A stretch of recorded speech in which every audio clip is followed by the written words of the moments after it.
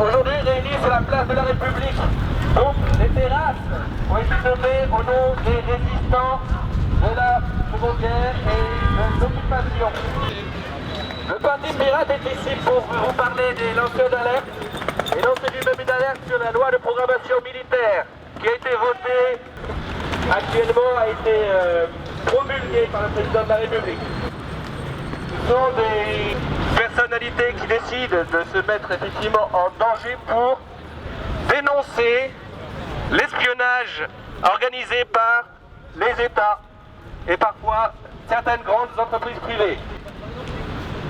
Aujourd'hui, nombreux de ces lanceurs d'alerte sont en exil ou en prison. Nous avons parlé des poussériotes qui sont prétendument graciés pour l'instant, mais toujours pas sortis de prison.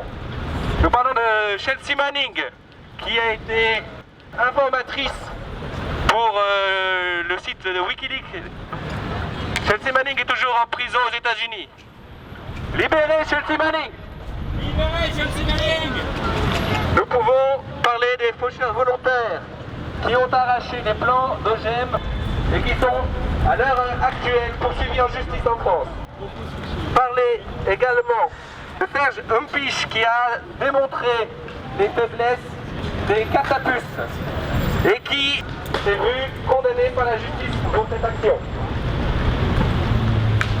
La loi de programmation militaire autorise l'administration à espionner, pour le terme, des messageries électroniques des citoyens sans contrôle judiciaire. Voilà.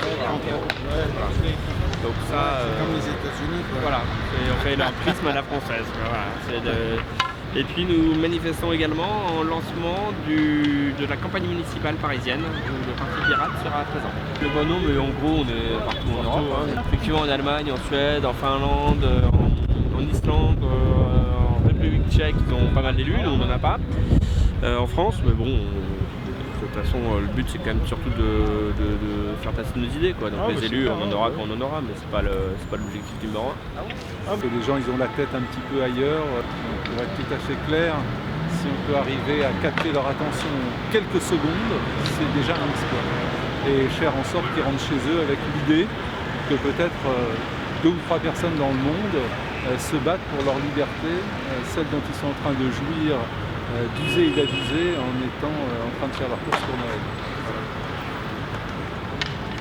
La première chose, la première raison pour laquelle je me présente, c'est pour, disons, pour exprimer, avec un accès aux médias assez limité pour le moment, mais pour faire entendre une voix différente par rapport aux partis politiques officiels, qui sont quand même très décevants.